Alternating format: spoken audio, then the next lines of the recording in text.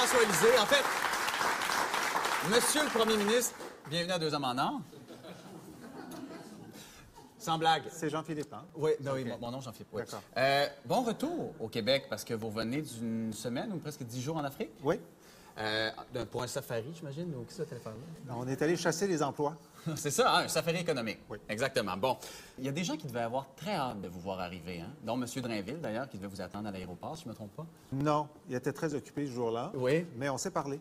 Ben, c'est ça qu'on se demande. On se parle tous les jours. Vous vous êtes parlé? Bernard et moi, on se parle tous les jours. Parce que quand vous êtes débarqué de l'avion, Oui. vous n'avez même pas eu le temps de vous laver les dents que vous avez fait une déclaration sur la charte. Vous avez proposé des modifications peut-être, des bonifications, ce qui était un peu à l'encontre de ce que Bernard Drainville et le gouvernement, en fait, proposaient depuis votre départ. Hein? Qu'est-ce qui vous donne le droit? Puis c'est une question qui est très honnête. Qu'est-ce qui vous donne le droit? Vous avez le droit, vous, Jean-François Lisée, d'y aller comme ça à l'encontre de votre gouvernement, de la ligne de parti? Non. Pourquoi vous le faites? Parce que ce n'est pas le cas. On a une patronne.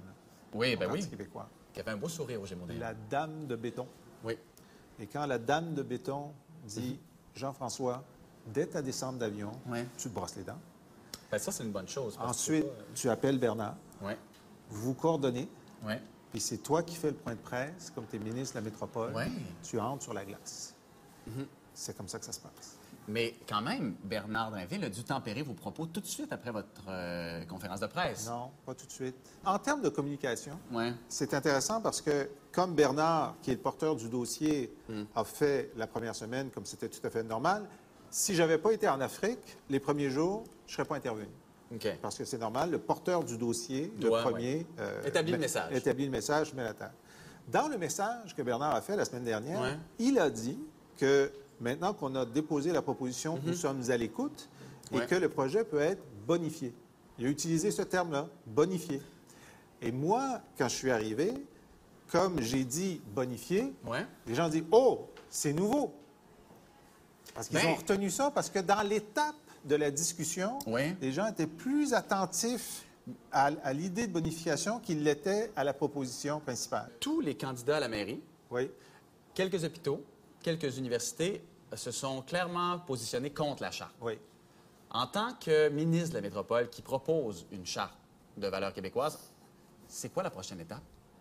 Bon, c'est très intéressant, cette histoire de candidats, parce que les candidats à la mairie sont Oui. unanimes, Oui. mais les Montréalais ne sont pas unanimes. Et donc, effectivement, en ayant une position unanime, ils neutralisent la question, et les électeurs montréalais qui voudraient voter pour un maire qui est pour la charte n'auront pas de choix. Et donc, le résultat électoral municipal ne nous dira rien. Des institutions comme le Jewish, Oui. hein, qui est un hôpital extrêmement important à Montréal, Oui. qui, lui, a décidé de se retirer pendant quoi? 5 ans? C'est la période de transition que vous donnez pour la charte. Pendant 5 ans, ils vont être un peu exclus, ils vont pouvoir travailler. Et vous parlez de transition. Oui. Transition vers quoi? Ils vont être moins juifs dans 5 ans? Mais c'est vrai, C'est c'est peu, quoi? c'est peu probable. Ben c'est ça. c'est Alors, peu vous probable. faites quoi avec ça? Parce qu'ils ont...